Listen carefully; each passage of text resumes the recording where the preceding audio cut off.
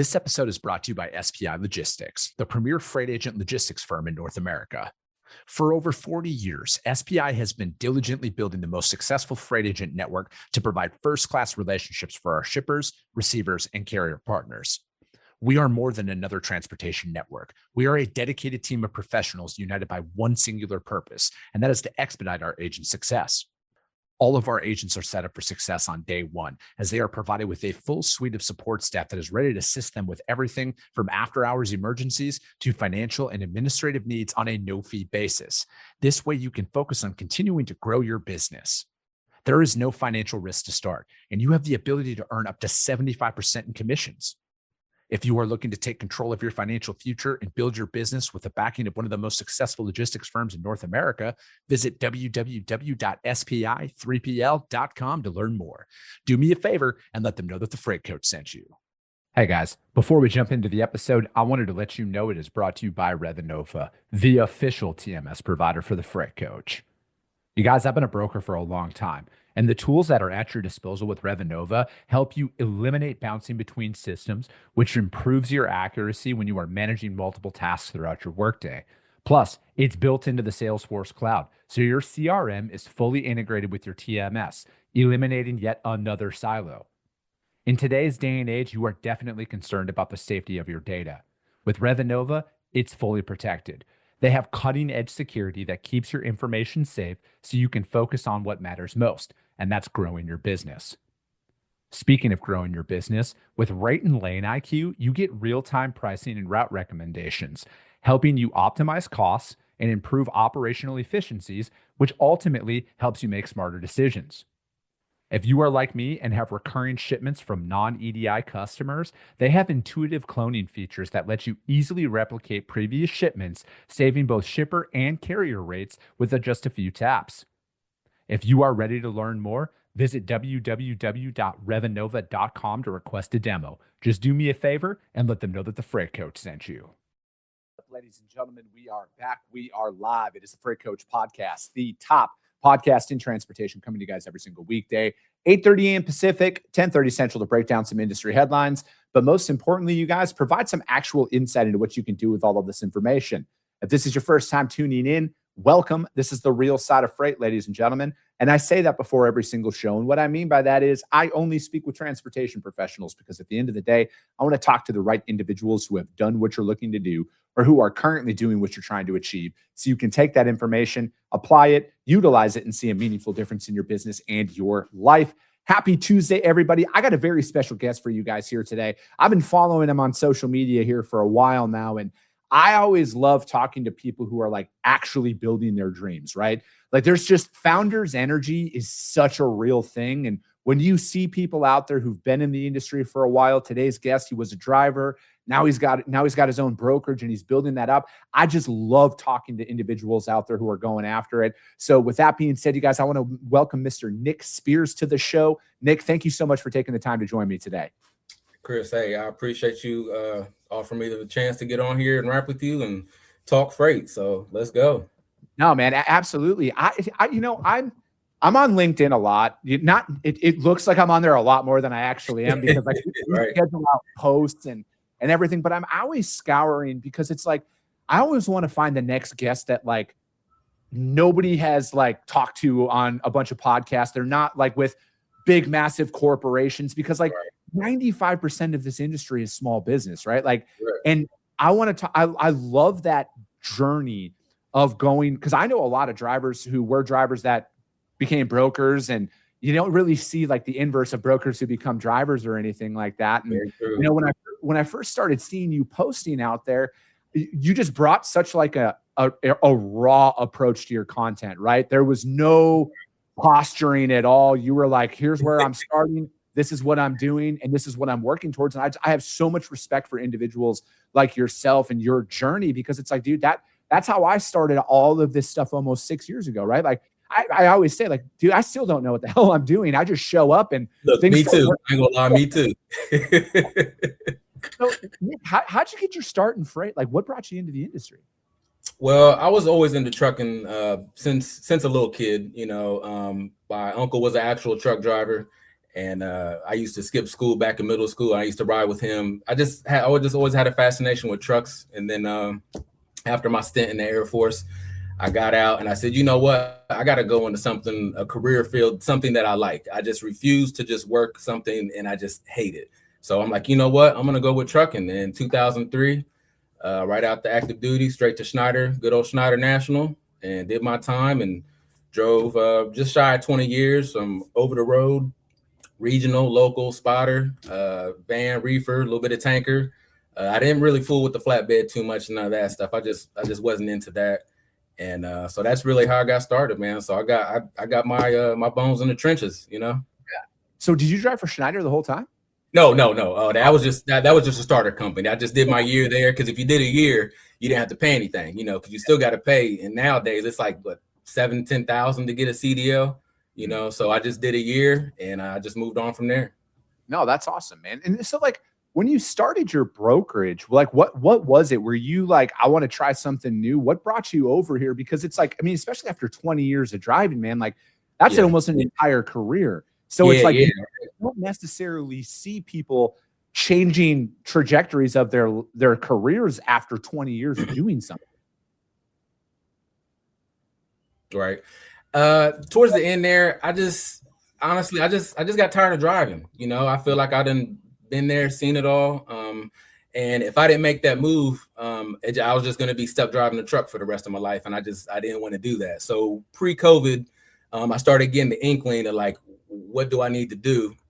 And then once COVID happened, I just seen like, you know what, this is it. I just seen the money and the time and the hours I'm putting away from home and just what I can make in brokerage, and just I can use the knowledge that I have acquired over these years and just transfer it to that and really be a differentiator. Because like you said, not a lot of truck drivers want to be a broker. Matter of fact, a lot of truck drivers, they hate brokers.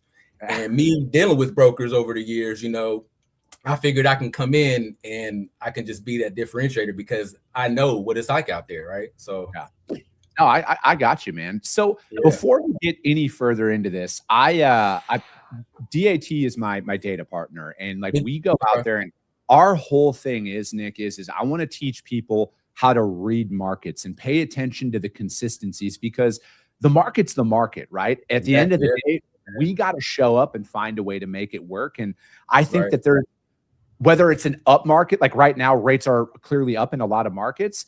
If you look out over a 12-month period, to me, they perform the same. You just got to follow the trend line out there. So these are all 100% viewer submitted. And with you being in Ohio, this one came about here, and it's actually Columbus, Ohio to St. Louis, Missouri for a reefer. And so as we're breaking it down, so like anytime I go in and start looking at a new lane for my customers, the first thing I always pay attention to is the miles. And it's a transit time thing. And it's also like, because I want to start seeing what day of the week are they looking to ship this out. And, you know, it might seem overly simplistic, but when early on in my career, I had a large shipper. It was literally moving from Phoenix to LA, and they always wanted it picked up on a Thursday and I always delivered on a Monday. And I'm like, I was like, we were breaking even, losing money on it and everything, but it was just like one lane for them. And I called them up and I asked them, I'm like, hey, why do we have to pick this on Thursday and deliver it on Monday? And they were like, a sales rep who brought this account on a long time ago, that's just what they said needed to be done. And I'm like, can we pick this up Wednesday and deliver it Thursday or any other day of the week? Or can this even deliver on a Friday, stuff like that? Because it was always a preset appointment. They would just send it over. Hey, it's got to deliver at 8 a.m. on Monday. And they're like, I don't even know. Nobody's ever brought that up to us. And I'm like, can you call them and see, like maybe see if it can deliver Friday, or if we could pick it Wednesday, deliver Thursday? Because I'm like, it can literally save you guys an exponential amount of money. So I always looked at that. And from that point forward, I never took for granted that people actually explain transit times, hours of service, and a lot of this stuff to their customers. Because to me, it's like when I'm looking at this 400 miles, I mean, that's a next day run. Right. It is. But if this lane, especially on a reefer trailer, has to pick Friday and deliver Monday, it's going to be exponentially more expensive because of fuel and everything else that comes in. The driver's going to have to hold it. So it's like, exactly. So it's like I'm looking at this one right now, and obviously this is a massive jump that we've seen out here. So it's like, I mean, at this time last year, it was moving for $1,050. Now it's sitting at $1,700, right? So it's like there's a $700 rate increase that comes with this. And so, I mean, I want to ask you, like, you operate in the Ohio market. What are you seeing out there right now from a capacity standpoint? Just like what you said, technically, I don't have any local customers right now. I'm operating more in Wisconsin and Minnesota right now.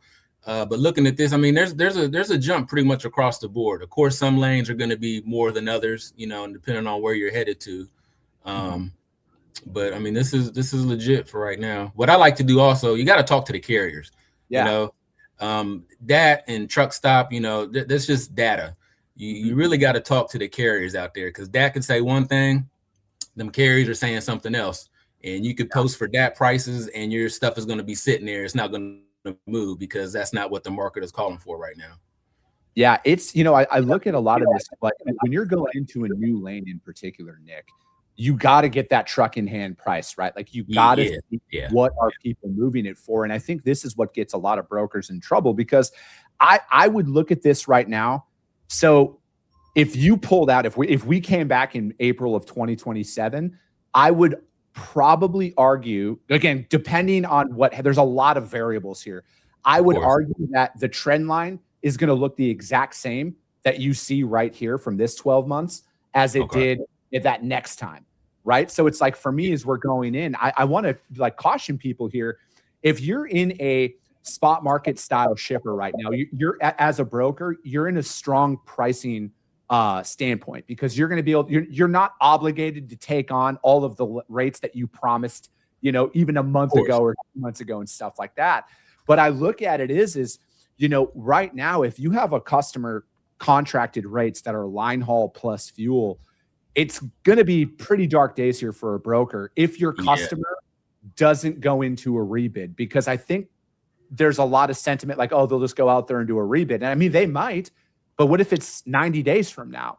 Do you have the capital to sustain losses or break evens, or even worse, are you able to recover if they kick you out of their network? And that's one of those things that this lane in particular, when I see a $700 spike coming out there, and it's pretty much stabilized here at that point, right? We're between $1,600 and $1,700 here for the last almost 90 days.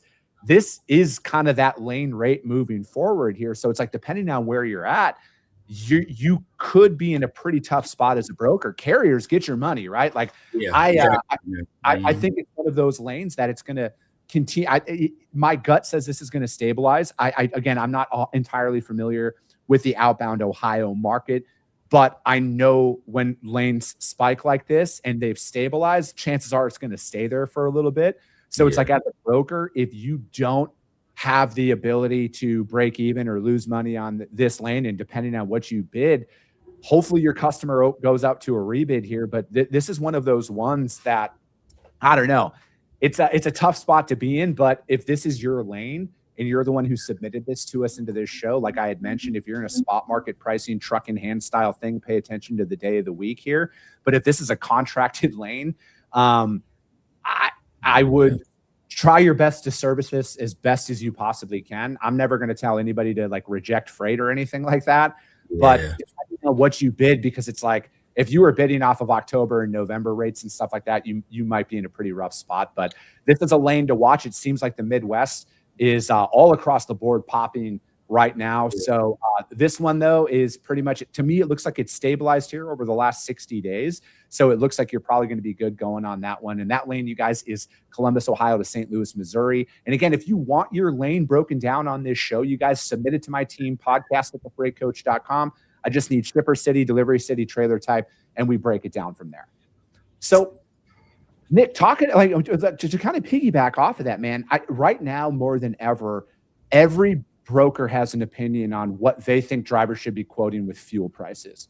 Right. Like that seems like every broker is trying to do the math and provide some no, like actually you should only be quoting 20 cents more a gallon or 20 cents more a mile, excuse me. How can you justify an extra $2,000 right now? How does that go in from your perspective and your experience as a driver? How much more of an emphasis or a fluctuation of fuel prices, does that affect a trucking company's bottom line than brokers even have any idea? Of course it does. Again, you got to talk with the carriers. You got to give the carriers what they want. Now, some are going to be pretty extreme, as I'm sure you and other people know. They give you some exuberant number, but you got to be, reasonable. Just like, matter of fact, the customer and carrier I got now, we had brought this up and talked about it, and then they hit me with the number, went back to the shipper, and they were perfectly fine with it. And it was something reasonable. It wasn't nothing exuberant. And stuff is still flowing like clockwork. So you just have to talk. It's just relationship and just getting a good number that makes sense for everybody, Yeah. I mean, that's really my honest assessment on how this works. Like, I think, I think people I think I need to trademark this term, Nick. I think that what I've realized is there's a lot of selective capitalists out there. They think they're the only ones who deserve to make any money out there. And they're completely blindsided when a market shift happens. And I can tell fairly quickly based on a lot of posts that I read. And again, I'm not on social media that often. I can tell very quickly how many people have actually seen a market shift before in their career, because a lot of the people who've been here before are like, yeah, we get it. Rates raised. We got to go back to our customer. Hopefully they pay us more money. If they don't, and they threaten to kick us out, we got a decision to make internally. Like, we got to break even, we got to lose money, we got to service the account. And I don't like taking losses. I don't like losing money either. I mean, I'm actually against losing money, but it's also part of the equation. And I always tell people this, man, nobody ever complains when they're making $1,000. And if you're good enough to make $1,000, you're good enough to lose $1,000 to that account. Because I think right now we are in a very unique time. Because there's never been as soft of a market for this long than what we're coming out of. And I think people don't pay enough attention to the fact that people's attention spans are like 30 seconds. They don't remember. Most people, even shippers, don't remember a tight market because it's been so long. So I think people's tolerance for service failures right now are going to be very low. And I think that most brokers in particular, when you're approaching your customers right now, you have to be walking in with like a very data-driven response about why you need to be pricing things the way that you're pricing.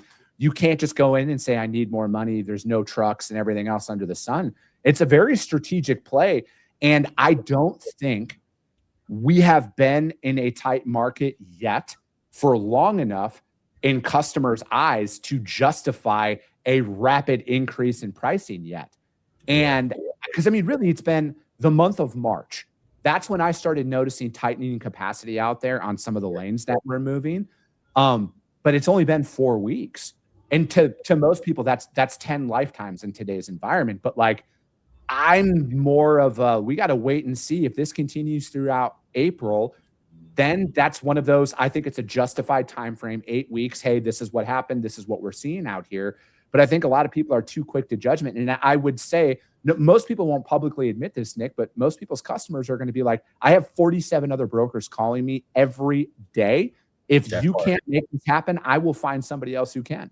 Yeah. Yep. You're very true. Again, and that's where relationships come into play, because again, people's phones are getting blown up constantly. Emails, all of that stuff. So if they don't like your price, somebody will guarantee will underbid you, and more than likely they will probably end up getting it, and then you're stuck in the wind, Yeah.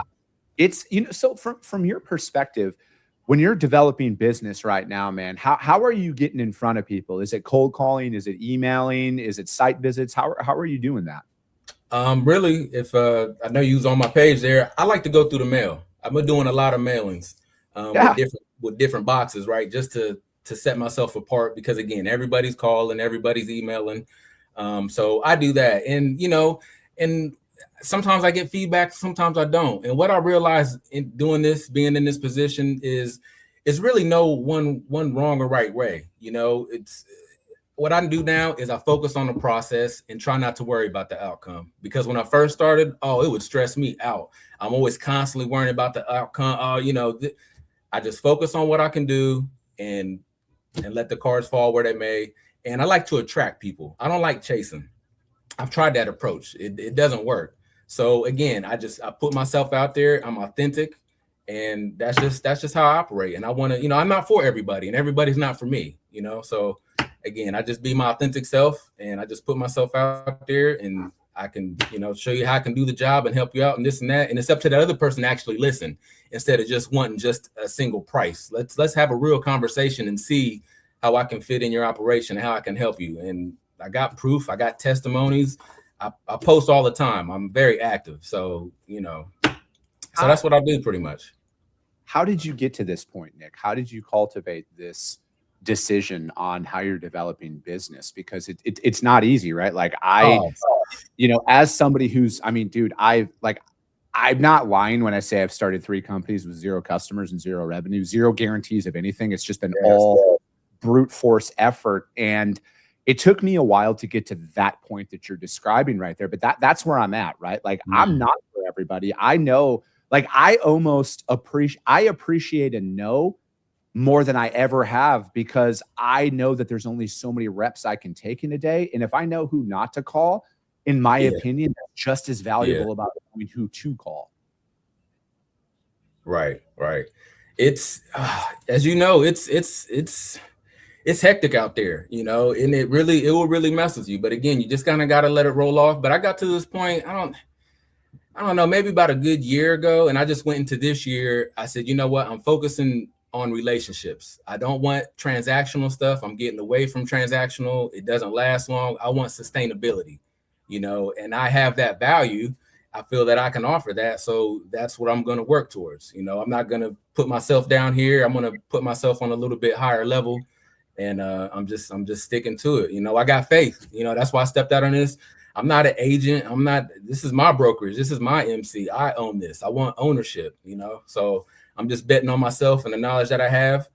And I still don't know everything. I'm still constantly learning, as the days go along, but just stack those little wins, no matter how little they are. They eventually, everything keeps adding up, so. No, I'm right there with you, man. What you're like, I talk about that often is not all business is good business, and not all revenue is created equally, right? Like I want to develop a book of business and a business with customers who appreciate the value that I bring to the relationship. And I'm not just a transaction on a line item where it's like, hey, we're cutting you out. We spent too much money with you. We need to lower our costs and out, right? I don't want that for my business, because again, I'm not perfect or anything like that, but I also want to work with people that I enjoy. Like there's a mutual, we don't have to be best friends by any means, but there's a respect of the service that is being provided. Correct. And once it is really tough to describe unless you've experienced that, and and then it's like, for me, it's about quality, not quantity when it comes down to my customers. And I want to work with the people who see the value in what a broker can bring to the table, and not just you're a replaceable item on our balance sheet. And if you don't do what we say, you're out. Exactly. I'm 1000% with you on that. Exactly how you feel. Exactly. No ifs, ands, or buts about it. I agree. It's like, as big as my goals are, and, wanting to build the largest transportation company in North American history in 40 years from now, Nick, whenever retirement hits, if at that time I look back and I'm like, damn, I built a really solid company. I didn't hit the financial metrics that I had thought, but I have a very sticky and deep company with my customers and my people and my team. That's going to be a massive win, right? Of course. Most definitely.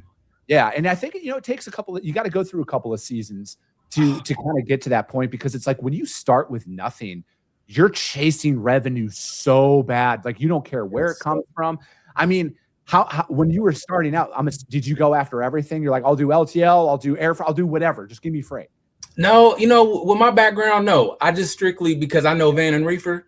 So that's what I'm sticking with, van and reefer. You got to set the foundation, get a good foundation, and then eventually you start branching off into other things. So no.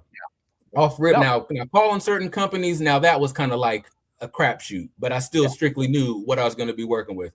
I don't want to deal with LTL or, a couple of other things. That's just not my niche. Now maybe in the future, but no, you got to get a good foundation first. You just can't go after everything. And people that say they go after everything, I mean, sometimes they can, but I don't believe it. It's a lot. It's a lot. Yeah. I would like to see the longevity of customers when you are going after anything and everything with a pulse, right? Like me personally, I've never found success in that. I've always sold on a primary service offering, right? Whether it's full truckload, van, full truckload, open deck. Like we're like 99% open deck in our freight, right? Flat steps, Conestogas. We do box truck and we do Sprinter van, but it's from our existing customers that have came to us and said, hey, I have this one pallet. I can't ship it LTL. It's got to be there tomorrow. What can you do for us? So it's like that's an after the fact service offering. But it's like when I'm going in there and I'm prospecting, I want to find out like, hey, full truckload flatbed, partial truckload flatbed. That's it. If you guys do 90% dry van, even if it's full truckload, at this point in time, I don't want to pursue that for my business because there's a lot of opportunity that's out there. And I just, in my mind, I see with advancements in tech and data and everything that's out there, I think more manufacturers and shippers will just broad stroke shippers are going to look for niche-based subject matter experts in their commodity. And the days of the generalists, I'm not saying they're going to go away. I just don't know as a sales rep if you're going to effectively be able to build a book of business if you got your team covering flatbeds, dry vans, reefers, LTLs all simultaneously. I think that organizations are going to be structured out to have like just a dry van team, just a reefer team, just a flatbed team. And that's going to be the extent of how this kind of goes out. I just don't see how there's, the days of the we'll do anything and everything, how that's going to be a sticky sales pitch. Yeah, it's not. I agree with what you're saying. Exactly. There's some people that might still stick around to it, but people want some subject matter experts, as you said, to handle their stuff, and keep things moving with no hiccups, less hiccups as possible, And dude, I almost look at it like this too, Nick. I mean, when you drove, so you might have a different perspective on this. Do you think long haul cross country moves are going to continue, or do you see the length of transit and the length of haul dropping down to make maybe no more than 1,000 miles? I think it'll still be some long haul, maybe not as much as it has previously in the past. I mean, because you got rail, but with rail, that's going to take more transit time. It's a lot more involved with rail. But I think it'll just be more or less regional, maybe down to like a local level, but it'll still be some long haul stuff. I think. I don't think it's going anywhere. It's tough for me because it's like I look at with what Amazon has done, because like I think Amazon, I'm not saying they're a threat, but they're the biggest threat to how traditional transportation is done in this country than most people are even realizing. Because it's like, as a consumer, are you going to order something on Amazon and have it shipped to you same day, or are you going to go to a store, order it, and have it shipped to you in 3 days, right? And it's like more people than not are going to go the Amazon route. So that's why I could see a world here in the not so distant future where it's almost like the hub and spoke model, 500 mile, 1,000 miles. Like they need the desire for the consumer to get their goods faster, cheaper, and more efficient is only going to grow. And that's why I think like the industry could change in that regard.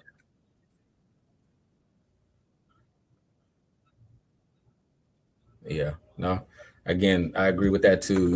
It's all what the consumer, what these companies want to do, and then people are going to have to adapt to it pretty much, So I was going to say, as a founder, as somebody who's out here building your stuff up, Nick, what's one piece of advice you would give to somebody who, maybe they want to become an agent, maybe they want to go out and start their own thing? What's one piece of advice you would give them, especially right now with how things are performing in the market? Good piece of advice. You gotta have motivation is a good start, but motivation fades. You gotta have discipline, right? You gotta have discipline. And one thing that has helped me with this whole entrepreneurship is working out. Okay. I work out constantly, the results are going to come, because you just don't work out and you're just going to see the result. It's slowly, it takes time.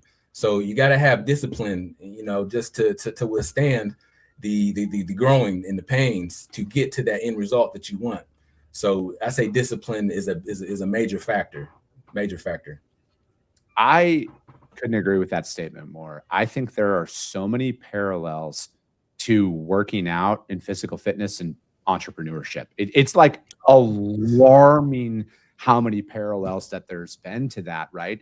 And to me, I look at it as, again, it's the process of everything. Because I think, everybody sees end results or perceived end results. It's really easy to fake stuff online about how successful you are. But my a really good friend of mine, Brent Orsuga, he told me this a while ago. If you're not following Brent, you should follow Brent. He's Pinnacle Growth Advisors. Because So he's really, really dialed in to fitness as well. And he told me something a while ago, and I can't stop thinking about it. He's like, you can't fake veins like in your arms and stuff like that, right? So it's like that's your physique, in my opinion, is the one thing you can't fake out there in today's environment. So you can't fake fitness. Yeah, dude, you can't at all. You can't at all. And that's one of those big things is it's like, dude, you can lie about how big your company is, how many, you can buy followers, you can do all of that shit, but you can't fake your physique. And that's why I see all of those parallels. And, for me, it's like with my business, I put our numbers out there. Like, I don't want anybody to ever look at because it's very easy to post a certain way and make yourself look a lot more successful than you are. And every single year, man, I put our end of the year numbers out there in front of people, because it's like, it's a process, man. And what you were talking about there, about that process and figuring out how you develop business with fitness, it's a process that takes time. And you're not going to start a business and get to $15 million or $10 million or $5 million in 12 months. You might, but that's not the norm. And it takes people a long time. Yes. I'm still in the startup build up phase, going on year 4. I had a great year, and it went down, and now I'm slowly kind of, getting myself back up there. It's all a process, it's rough. It takes a lot of discipline and stamina, and your mindset. Mindset is a good one too. You have to think positive. You can't really think too much negative. You have positive thoughts for positive outcomes, and just have faith, man. I'm a big faith believer, Faith is another one too. Amen to that, man. I am 100% a man of God, and I agree that has such a massive component to going out there. But Nick, whether you want to or not, I'm gonna have you back on, man. This flew by, dude. Whenever you want to. I'm sorry. Whenever you want to, just call me. I'm around. I'll make time for you, Chris. I'll make time.